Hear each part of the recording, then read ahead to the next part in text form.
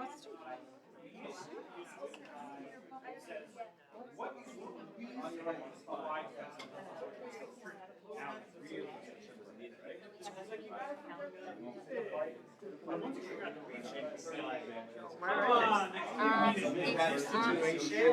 situation, maybe the reason is something that you don't believe in, right? The reason, what's the reason?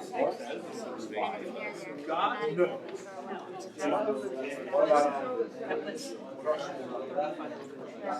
We need to put this over here. We have a speaker at the end. Something interesting. Here's a problem. Not recording us, are you? It is.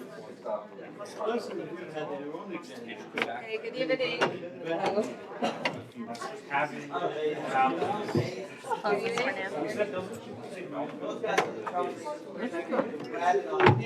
It's nice. Good evening, everyone.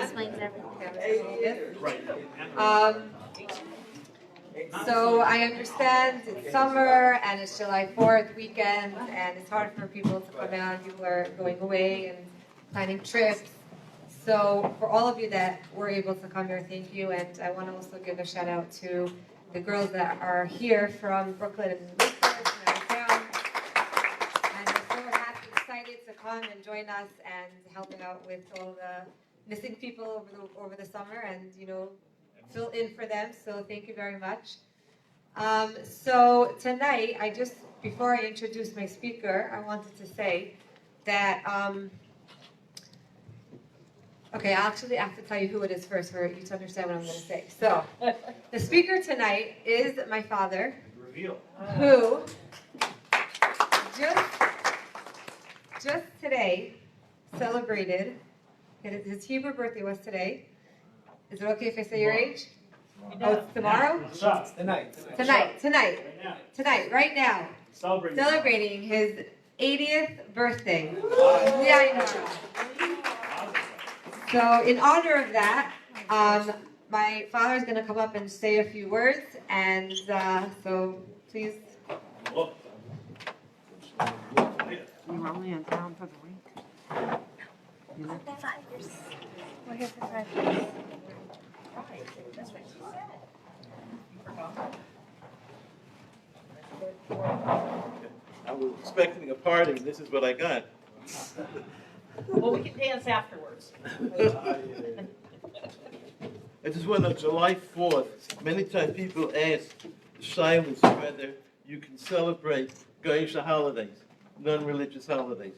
So I saw a tshuva from somebody that July 4th is different than most other non-religious holidays because you're showing Hakaras Hatov to a friendly country who helps and takes care and allows us to grow in our religion with this kind of freedom. So celebrating July 4th is not a bad idea. And so we're here celebrating it with learning some Torah.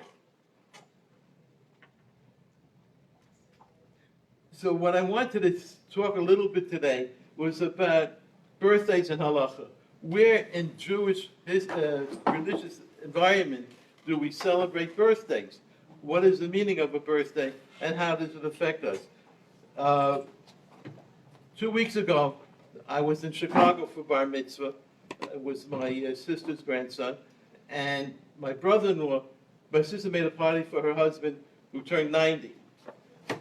And someone there handed out a pamphlet, it'll say for call, Bishvili Nivra Olam, birthdays in halacha and hashkafa. So I figured I'd pick out a few little ideas from this, which will give you some insight what birthdays mean. So I asked, where's the first birthday mentioned in the Torah? I asked that for my son-in-law Meir, and he actually knew that. It was when Paro was celebrating his birthday, he made a big party, and that's when the wine steward and the baker were called in, and they messed up, and the whole story of Yosef started then. So that was the first birthday that was mentioned there. Also, the significance of a birthday is also mentioned. You know that the Mishkan was built and put together, and it was ready Hanukkah time. But they waited until Nisan in order to set it up for the first time.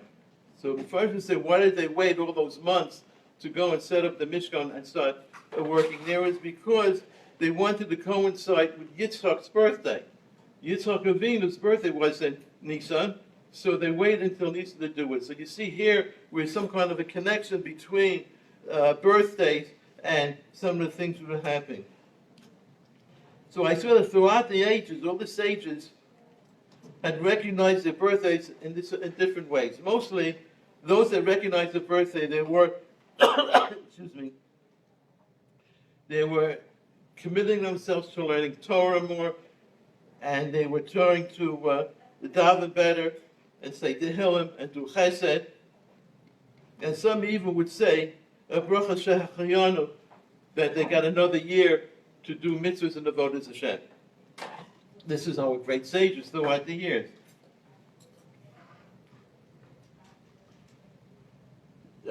We say is that there's a machlokas in the Gemara says the machlokas between Beis Hillel and Beis Shammai. They argued for 2.5 years.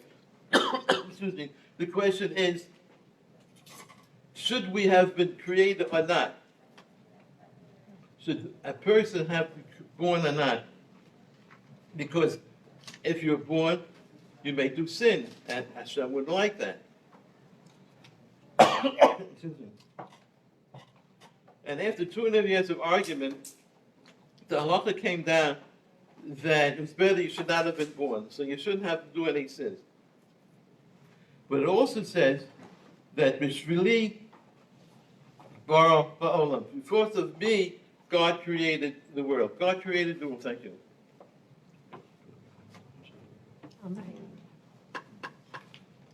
God created the world for us, for human beings to be able to work and take care of the world that was created.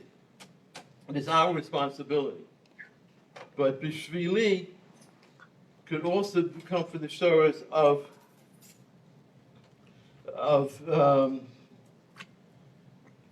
Shafir. Shafir is a path. So each person is born as a unique individual. There are no two people on earth that are the same. Each person has their own path in life that they have to follow and make sure that they can do what Hashem wants them to do throughout their life. And on our birthday, we internalize and take a cheshbon nefesh. We look at ourselves and see, have we done the correct thing that Hashem wants us to do? What can we do to improve ourselves and make ourselves better? Then he said some people can consider a birthday like a mini Rosh Hashanah. Just like in Rosh Hashanah, you got introspect against yourself to be able to become better. In the same way, on your birthday, you should also kind of look back and say, how did my year go since my last birthday? And what can I do to improve myself? In fact, the Kabbalah says that the word Shana is the same word of Shena. Means the year, it's the same similar word to change. So we're here now, we come to our birthday and we kind of take an accounting of where we're up to, and we can say, no, I think I should change and get back on the path that I was supposed to get back on. Chaviva said that this is my 80th birthday, Baruch Hashem. And the Mishnah states that in the 80th, in the Perkei Avos, that the 80th year is the quality of gevura, strength. But what is strength? What type of strength are you given when you're 80 years old? You give it, he says that the strength is the Eiza Gibar HaKofish Es Yitzro. Who is a strong person? One who can control his desires. That means that each day you should wake up in the morning and say, thank God He's given me some more years to be here and to serve Him, and more time to be able to do the proper mitzvahs, and that I would try and control and balance my physical life with my spiritual life. And that's what we go through in life to do it. And by the time you reach a certain age of maturity, you realize that you have to continue working on your spiritual a little more than the physical. Because physical stuff are just stuff that you get, you lose, it breaks down. The spiritual is what you take with you to Olam Haba. So I just want to say that Hakara Satov, the Shem of my birthday, I am proud of my children and my grandchildren she gave me, become a member of this Torch community, and also the Houston community that I moved down here several months ago. I'm looking forward to additional Arichas Yama from Hashem, where I can continue serving the community and my family for many, many years to come. And thank you very much for your time. Oh, yeah. You can leave the presents on the table in the back.